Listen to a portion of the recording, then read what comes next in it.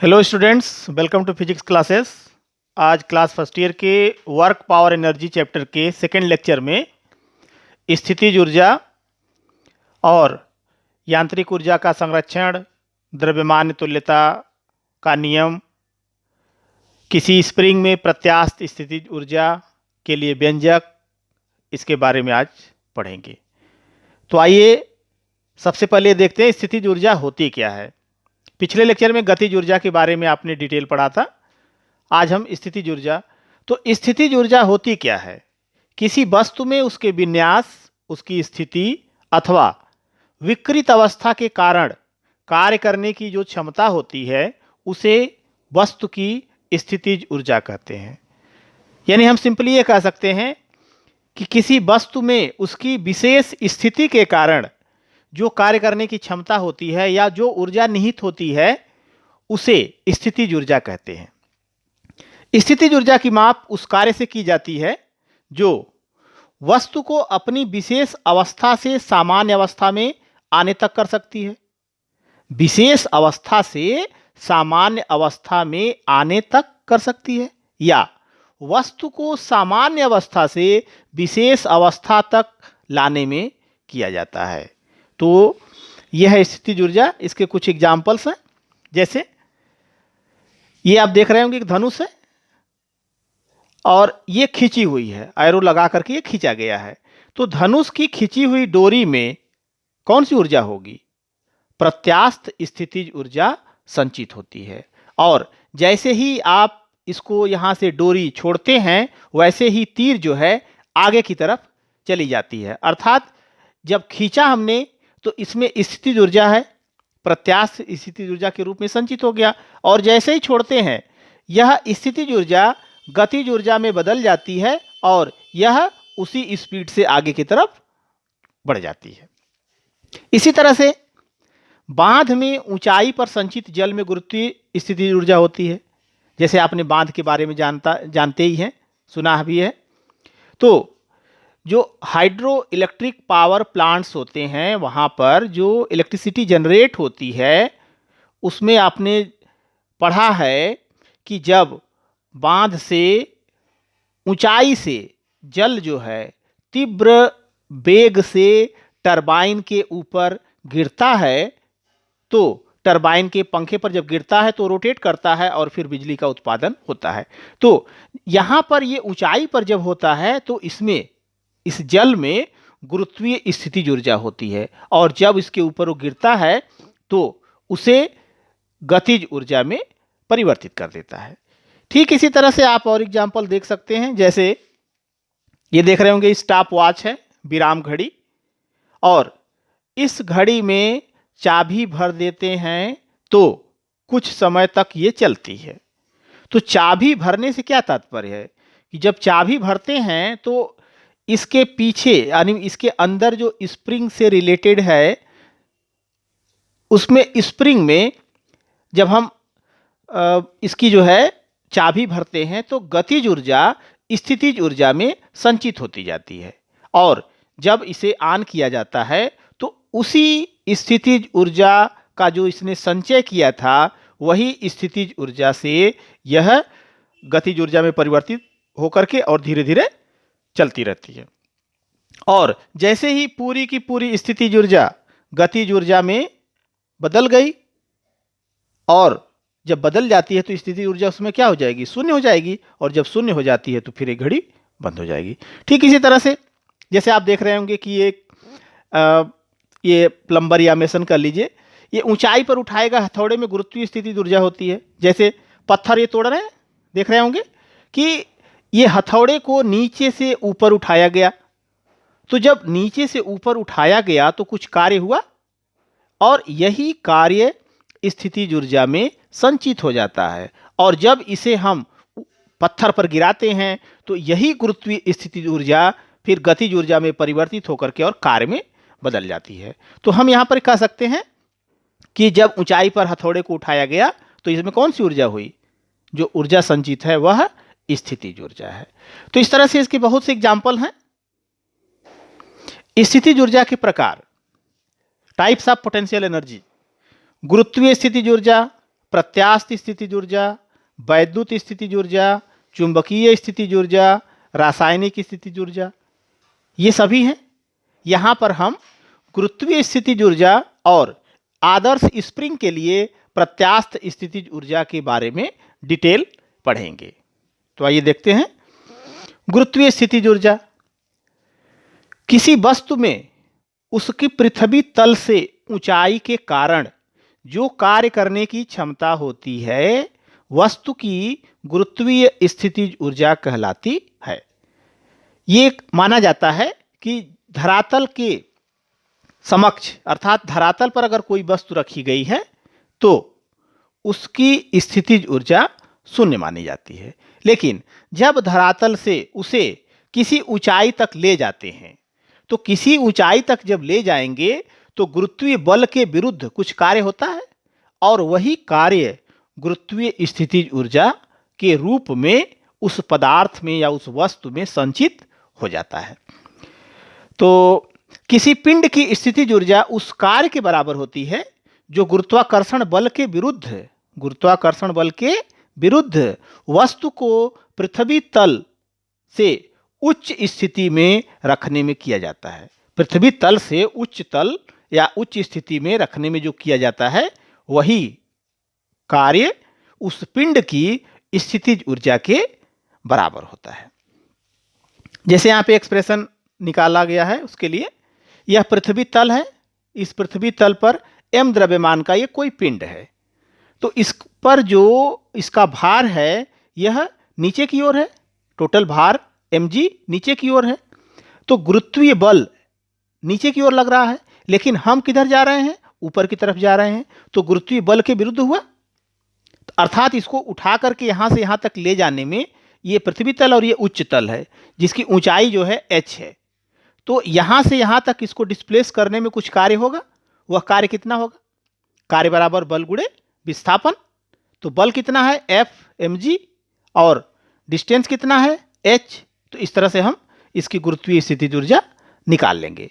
तो मान लिया m द्रव्यमान का कोई पिंड पृथ्वी तल पर स्थित है, उसे h ऊंचाई तक ले जाया जाता है, तो वस्तु की स्थितिज ऊर्जा क्या होगी, वस्तु को गुरुत्वाकर्षण बल के विरुद्ध h ऊंचाई तक रखने में किया गया कार्य।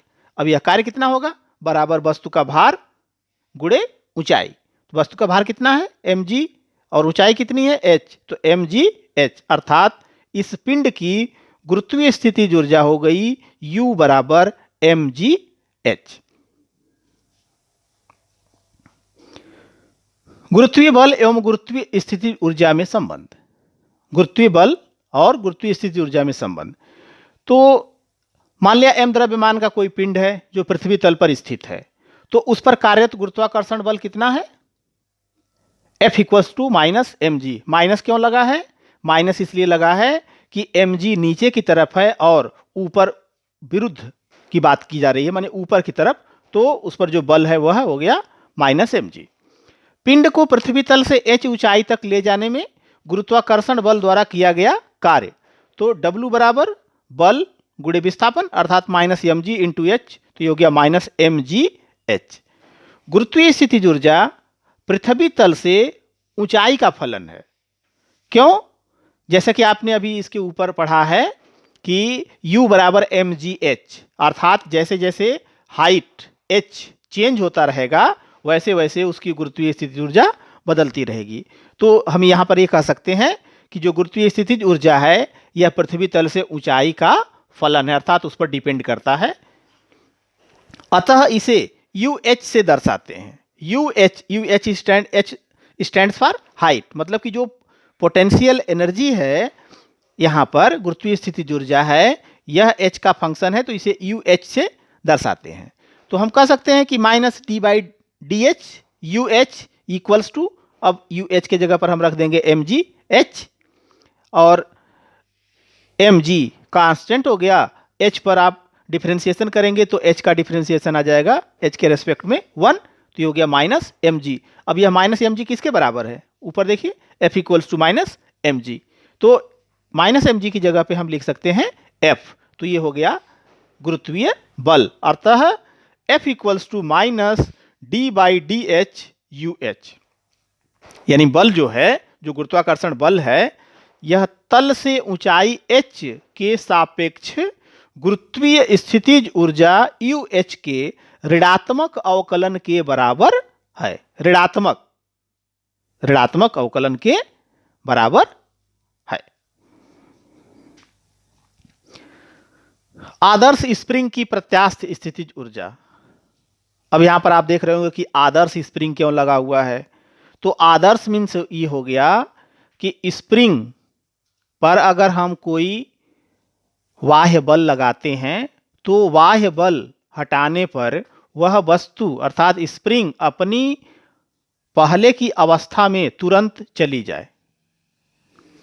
तो किसी वस्तु में उसके विन्यास में परिवर्तन के कारण जो कार्य करने की क्षमता होती है, वस्तु की प्रत्यास्थ स्थितिज ऊर्जा कहलाती है। जैसे किसी स्प्रिंग में अगर हम कोई भार लगा दें और उसको खींच करके छोड़ दें तो वह देखिए एक्सीलेशन करने लगता है, ऊपर नीचे गति करने लगता है। तो इसका मतलब क्या हुआ कि उसके विन्यास में परिवर्तन किया गया, और जब परिवर्तन किया गया तो कुछ ऊर्जा उसमें संचित हो गई, और वही ऊर्जा जो संचित हुई उसी ऊर्जा को प्रत्यास्थ स्थितिज ऊर्जा कहते हैं। तो जब स्प्रिंग पर बल हम लगाएंगे तो जिस दिशा में बल लगाते हैं, बाह्य बल लगाते हैं, उसके विपरीत दिशा में एक बल कार्य करता है जो वस्तु को उसके अपनी प्रारंभिक अवस्था में ले जाने का प्रयत्न करता है। उस बल को प्रत्यानयन बल कहते हैं। तो जो प्रत्यानयन बल है यह गुटके के विस्थापन x के अनुक्रमानुपाती होता है तथा इसकी दिशा विस्थापन के विपरीत होती है। इसीलिए प्रत्यानयन बल directly proportional to minus displacement विस्थापन, यानी F प्रोपोर्शनल माइनस x, और इसे ही हुक का नियम भी कहते हैं। इसे ही हुक का नियम भी कहते हैं। अब F इक्वल्स टू माइनस के एक्स, क्योंकि जब प्रोपोर्शनल का साइन हटेगा तो एक कांस्टेंट आएगा, यह कांस्टेंट k, और इस k को स्प्रिंग का बल नियतांक या स्प्रिंग नियतांक कहते हैं, और जो स्प्रिंग के पदार्थ पर निर्भर करता है। अर्थात अलग अलग स्प्रिंग अगर होगी तो उसका जो स्प्रिंग नियतांक है, यानी उसका जो स्प्रिंग का बल नियतांक है वह अलग अलग होगा। अलग अलग पदार्थों के लिए अलग अलग होगा।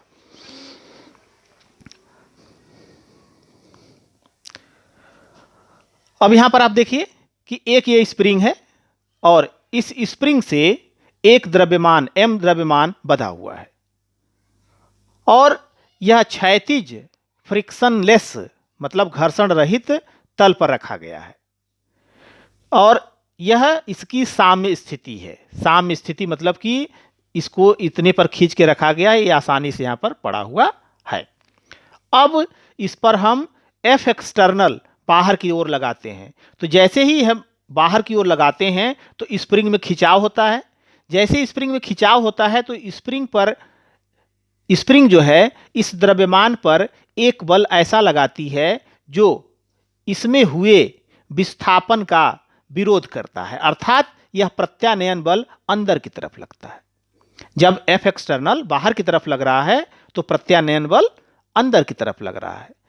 सेकेंड स्थिति में इसे हम छोड़ देते हैं, तो जब अगर हम छोड़ दें तो क्या होगा, यह इसमें स्थितिज ऊर्जा आ गई है, और जब स्थितिज ऊर्जा आ गई है तो जैसे ही छोड़ेंगे यह इस साम्य स्थिति पर रुकेगा नहीं बल्कि आगे बढ़ जाएगा। जब आगे बढ़ जाएगा तो ये सपोज कर लीजिए कि ये स्थिति है, तो अब स्प्रिंग में कंप्रेशन होगा, दबाव होगा।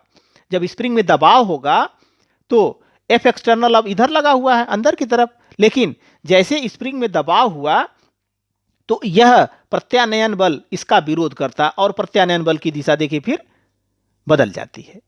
तो यह हमेशा जो बाह्य बल लगाया जाता है उसके विपरीत में लगता है, अर्थात उसका विरोध करता है। तो अगर हम ये सपोज कर लें कि ये इसकी जो पोजीशन है O और यह M, और फिर ये इधर पोजीशन दिखाया गया M, यह जो दूरी है यह दूरी x है। तो स्प्रिंग पर लगाया गया बाह्य बल F external equals to minus F, minus विरोध के कारण, तो इक्वल्स टू माइनस, और एफ की जगह पर माइनस के एक्स, माइनस माइनस प्लस हो गया के एक्स। बाह्य बल द्वारा स्प्रिंग की लंबाई में अगर अत्यंत सूक्ष्म वृद्धि dx किया जाए तो जो किया गया कार्य होगा dw equals to F external into D X, बल गुणे विस्थापन। एफ एक्सटर्नल कितना है? के एक्स, तो के x into D x D W. अब हमें चाहिए कि उसको जीरो से और अधिकतम स्थिति तक ले जाने में किया गया कार्य, तो इसे x1 इक्वल्स टू जीरो से लेकर के x2 इक्वल्स टू x तक वृद्धि करने में जो किया गया कार्य होगा, तो x1 बराबर माने प्रारंभिक स्थिति जीरो और फाइनल स्थिति x है, तो के एक्स डी एक्स। इसमें से k को बाहर ले लेंगे, कांस्टेंट है, x पर इंटीग्रेशन, तो x का इंटीग्रेशन हो जाएगा एक्स स्क्वायर बाई टू, और लिमिट लग जाएगी अपर लिमिट x और लोअर लिमिट जीरो। 2 को बाहर कर दीजिए, k by two, x square पर लिमिट हो गई जीरो और x का, अपर लिमिट है x और लोअर लिमिट जीरो, तो ये हो गया x square minus zero, that is 1/2 के एक्स स्क्वायर। यह जो कार्य हुआ, यही कार्य स्प्रिंग में स्थितिज ऊर्जा के रूप में संचित हो जाता है। अतः स्प्रिंग की प्रत्यास्थ स्थितिज ऊर्जा हो गई U बराबर 1/2 के एक्स स्क्वायर। साम्य स्थिति में स्प्रिंग की प्रत्यास्थ स्थितिज ऊर्जा कितनी होगी? U इक्वल्स टू 1/2 के एक्स स्क्वायर, और x की वैल्यू क्या होगी? जीरो। तो इस तरह से साम्य स्थिति में इसकी वैल्यू हो जाएगी जीरो। यदि साम्य स्थिति के एक ओर अधिकतम विस्थापन x तथा गुटके की चाल v हो, तो क्या होगा कि जो किया गया कार्य है, अर्थात जो गतिज ऊर्जा है 1/2 mv स्क्वायर, वह 1/2 के एक्स स्क्वायर के बराबर होगी। 1/2 दोनों तरफ से कैंसिल हो जाएगा, तो v स्क्वायर इक्वल्स टू के एक्स स्क्वायर बाई एम हो जाएगा, और इस तरह से हम फाइंड कर लेंगे v equals to under root K by M into X. अब यहां पर गतिज ऊर्जा का स्थितिज ऊर्जा में और स्थितिज ऊर्जा का गतिज ऊर्जा में जो रूपांतरण हो रहा है, उसे इस ग्राफ से आप देख सकते हैं। अब यहां पर ये देखिए कि यह जीरो पोजीशन है, इसको हम माइनस एक्स ले लें, इसको प्लस एक्स ले लें, तो उस स्थिति में आप देखिए कि गतिज ऊर्जा और स्थितिज ऊर्जा में क्या है। साम्य स्थिति जब जीरो है, तो इस स्थिति में आप देख रहे होंगे कि स्थितिज ऊर्जा जो है शून्य है, स्थितिज ऊर्जा शून्य है। और जब धनात्मक स्थिति में विस्थापन अधिकतम है, तो उस स्थिति में यह स्थितिज ऊर्जा बढ़ गई, और उस स्थिति में फिर गतिज ऊर्जा शून्य हो गई है। अब इसे आप फिगर से एक बार देखें। जैसे यहां पर ये कहा गया कि जब ये खींच करके यहां पर पहुंच जाएगी, तो इसकी जो अंतिम स्थिति होगी कि अब ये आगे नहीं बढ़ेगा बल्कि यह पीछे आएगा, तो यहां पर इसकी जो टोटल गतिज ऊर्जा है वह स्थितिज ऊर्जा में बदल जाती है। तो जब यह मैक्सिमम विस्थापन की स्थिति में होगा तो स्थितिज ऊर्जा मैक्सिमम हो गई। अब यह विपरीत दिशा में चलना चाहेगा, तो उस स्थिति में यहां पर इसका वेग शून्य होगा, अर्थात गतिज ऊर्जा शून्य हो जाएगी, और यही स्थिति यहां पर भी होगी। यही इस ग्राफ में दर्शाया गया है। तो इस तरह से आप देख रहे हैं कि किसी भी बिंदु पर गतिज ऊर्जा और स्थितिज ऊर्जा का जो कुल योग है वह नियत रहता है, अर्थात गतिज ऊर्जा स्थितिज ऊर्जा में बदलती है और स्थितिज ऊर्जा गतिज ऊर्जा में बदलती है। ऊर्जा संरक्षण का नियम बहुत पहले से आप पढ़ते आ रहे हैं। ऊर्जा को न तो नष्ट किया जा सकता है और न ही उत्पन्न किया जा सकता है, इसे केवल एक रूप से दूसरे रूप में परिवर्तित किया जा सकता है, अर्थात ऊर्जा को एक रूप से दूसरे रूप में सिर्फ परिवर्तित किया जा सकता है। अब इसके लिए कुछ कॉन्सेप्ट हैं कि अगर कोई विलगित निकाय है, मतलब आइसोलेटेड सिस्टम है, उस पर किसी का कोई एक्सटर्नल फोर्स प्रेशर कुछ नहीं है, तो उस स्थिति में उस निकाय की संपूर्ण ऊर्जा अर्थात गतिज ऊर्जा और स्थितिज ऊर्जा का जो योग है वह नियत रहता है। तो जो टोटल एनर्जी है E इक्वल्स टू के प्लस यू, के kinetic energy, you potential energy. किसी वस्तु की गतिज ऊर्जा सदैव धनात्मक होती है, गतिज ऊर्जा कभी ऋणात्मक नहीं होती है। गतिज ऊर्जा हमेशा धनात्मक होती है, जबकि स्थितिज ऊर्जा धनात्मक या ऋणात्मक दोनों हो सकती है। स्थितिज ऊर्जा धनात्मक भी हो सकती है और ऋणात्मक भी हो सकती है। तो अब आप ये कह सकते हैं कि यदि किसी निकाय की गतिज ऊर्जा और स्थितिज ऊर्जा अलग अलग शून्य हैं तो उस निकाय की संपूर्ण ऊर्जा शून्य होगी। लेकिन इसका जो विपरीत कथन है यह सत्य नहीं है। अर्थात स्थिति अगर विपरीत कथन सत्य नहीं है, अर्थात अगर किसी निकाय की संपूर्ण ऊर्जा शून्य है तो इसका मतलब यह नहीं है कि उसकी स्थितिज ऊर्जा भी शून्य है और गतिज ऊर्जा भी शून्य है। हो सकता है गतिज ऊर्जा जितनी है उतनी ही स्थितिज ऊर्जा ऋणात्मक है, तो दोनों को जोड़ेंगे तो क्या हो जाएगा, शून्य हो जाएगा। इसलिए इसका विपरीत कथन सत्य नहीं है। यदि निकाय की संपूर्ण ऊर्जा ऋणात्मक है तो पूर्णतः स्पष्ट है कि इसकी स्थितिज ऊर्जा ऋणात्मक होनी चाहिए। यदि निकाय की स्थितिज ऊर्जा ऋणात्मक है तो भी निकाय की संपूर्ण ऊर्जा धनात्मक हो सकती है। कैसे? अगर इसकी गतिज ऊर्जा का मान इसके स्थितिज ऊर्जा से अधिक है तो गतिज ऊर्जा ऋणात्मक नहीं हो सकती, हमेशा धनात्मक ही होती है। लेकिन यहां पर दिया गया कि स्थितिज ऊर्जा ऋणात्मक है, तो क्या होगा, अगर दोनों को ऐड करेंगे तो धनात्मक वैल्यू अधिक है तो जो अंतर आएगा वह धनात्मक आएगा। अर्थात निकाय की स्थितिज ऊर्जा ऋणात्मक है तो भी निकाय की संपूर्ण ऊर्जा धनात्मक हो सकती है। यांत्रिक ऊर्जा का संरक्षण का नियम कह सकते हैं। तो यांत्रिक ऊर्जा किसे कहते हैं? किसी भी वस्तु में निहित गतिज ऊर्जा और स्थितिज ऊर्जा के योग को यांत्रिक ऊर्जा कहते हैं। तो यांत्रिक ऊर्जा का संरक्षण, यहां पर एक एग्जाम्पल लिया गया है कि यदि यम द्रव्यमान की कोई वस्तु को पृथ्वी तल से h ऊंचाई से मुक्त रूप से गिरने के लिए छोड़ दिया जाए तो क्या होगा। आप इस स्थिति को देखें कि यह तीन स्थिति दिखाई गई है, ए, बी और सी। ए पर इसका प्रारंभिक वेग होगा शून्य। जब ए पर प्रारंभिक वेग शून्य होगा तो गतिज ऊर्जा कितनी होगी, शून्य हो जाएगी। लेकिन स्थितिज ऊर्जा कितनी होगी, mgh। तो आप देखिए कि वस्तु विरामावस्था में है तो u बराबर 0, गतिज ऊर्जा k बराबर 1/2 mu स्क्वायर, u की वैल्यू 0 है तो k की वैल्यू 0 हो गई। स्थितिज ऊर्जा u बराबर mgh। अब बिंदु A पर संपूर्ण ऊर्जा कितनी होगी, गतिज ऊर्जा और स्थितिज ऊर्जा का योग। तो गतिज ऊर्जा शून्य है और स्थितिज ऊर्जा mgh, तो आ गया mgh। तो E1 इसको आप मान लीजिए, तो E1 equals to mgh, equation number 1। अब यह पिंड ऊपर से नीचे की तरफ गिरेगा, तो जब गिरेगा B पर पहुंचेगा तो A से x मीटर नीचे आ गया। तो इस बिंदु पर मान लिया हमने कि वेग v है, तो v square equals to U square plus 2gx से अगर हम निकालें तो u की वैल्यू 0 है, तो v square equals to 0 plus 2gx अर्थात v square equals to 2gx। तो गतिज ऊर्जा कितनी हो गई, k equals to 1/2 mv square, v square के जगह पे 2gx, 2 कैंसिल हो गया, mgx। स्थितिज ऊर्जा कितनी है, नीचे से हाइट अब हो गई h माइनस एक्स। क्यों? क्योंकि x हाइट जो है, यह x हाइट ऊपर से आ चुका है। तो अब यहां से यहां तक की दूरी कितनी हुई, पूरी हाइट h है तो h में से x निकल जाएगा, तो h माइनस एक्स, यानी b से c के बीच की दूरी जो है h माइनस एक्स है।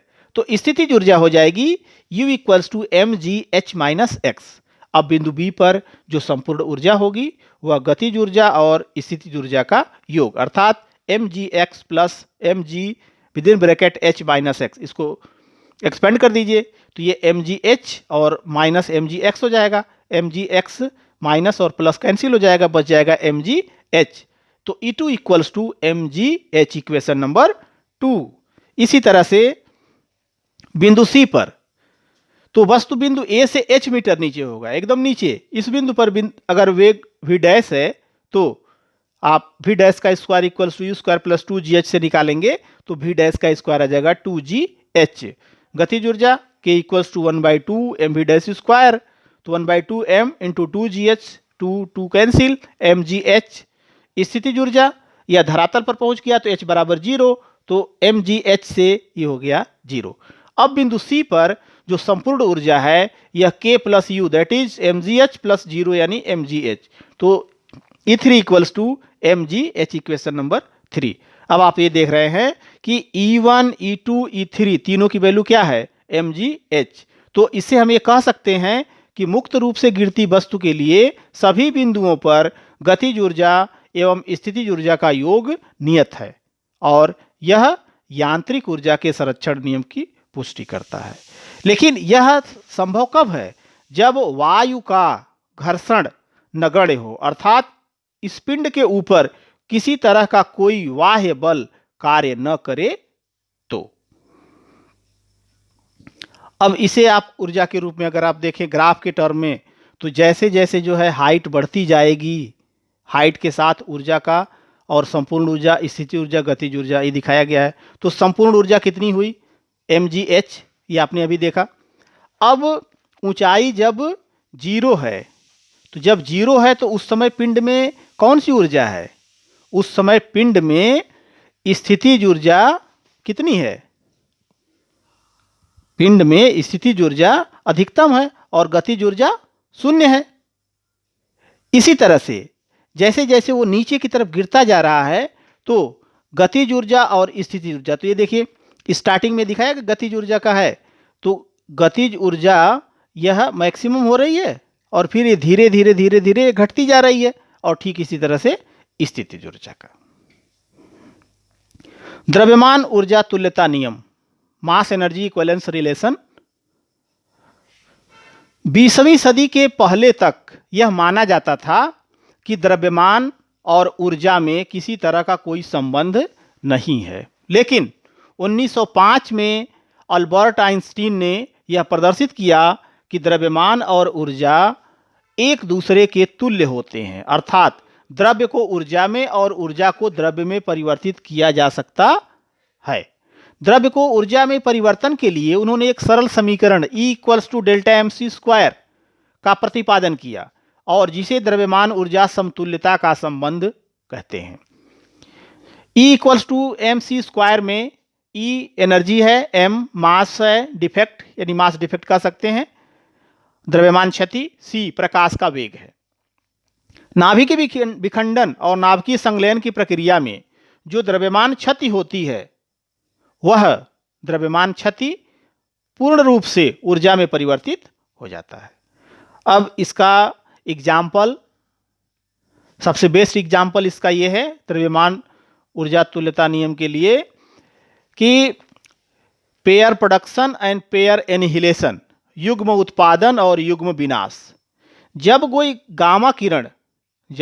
गामा किरण फोटॉन पदार्थ में किसी नाभिक से टकराता है तो इसकी संपूर्ण ऊर्जा से एक इलेक्ट्रॉन और एक पॉजिट्रॉन की उत्पत्ति होती है और उसका अस्तित्व खत्म हो जाता है। तो इस तरह से यह ऊर्जा hν, जो गामा फोटॉन की ऊर्जा hν है, यह बदल गई इलेक्ट्रॉन और पॉजिट्रॉन में। तो इलेक्ट्रॉन मैसिव पार्टिकल है और ये भी मैसिव पार्टिकल है, अर्थात ऊर्जा का रूपांतरण यहां पर हो गया द्रव्यमान में, ऊर्जा का रूपांतरण हो गया द्रव्यमान में। ठीक इसी तरह से युग्म विनाश, इलेक्ट्रॉन और पॉजिट्रॉन, ये प्लस होगा, बंद करिए जरा स्केच लेते। युग्म विनाश में इलेक्ट्रॉन और पॉजिट्रॉन ये दोनों जो है, जब ये लो एनर्जी इनकी होती है और यह जब एक दूसरे के साथ कंबाइंड होते हैं तो दो गामा फोटॉन बनते हैं। तो यहां पे हम ये कह सकते हैं कि यह द्रव्यमान जो है ऊर्जा में परिवर्तित हो गया और पहले में ऊर्जा जो है वह द्रव्यमान में परिवर्तित हो गया। तो आप ये कह सकते हैं कि द्रव्यमान से ऊर्जा में रूपांतरण और ऊर्जा से द्रव्यमान में रूपांतरण का ये दोनों बेस्ट एग्जाम्पल है। अब आप यहां पर जो एटॉमिक मास यूनिट, क्योंकि जो हम नाभिकीय मतलब कि न्यूक्लियर फिजिक्स में हम लोग द्रव्यमान की बात करते हैं, तो वह AMU एटॉमिक मास यूनिट वह होता है 1.66 10⁻27 किलोग्राम। और जब इसे आइंस्टीन के द्रव्यमान ऊर्जा समीकरण E = mc² से चेंज करते हैं तो ये आता है 931 mega electron volt. 931 mega electron volt. 1 EV electron volt होता है 1.6 10⁻19 जूल, और इसी तरह से 1 मेगा इलेक्ट्रॉन वोल्ट 1.6 × 10⁻13 जूल के बराबर होता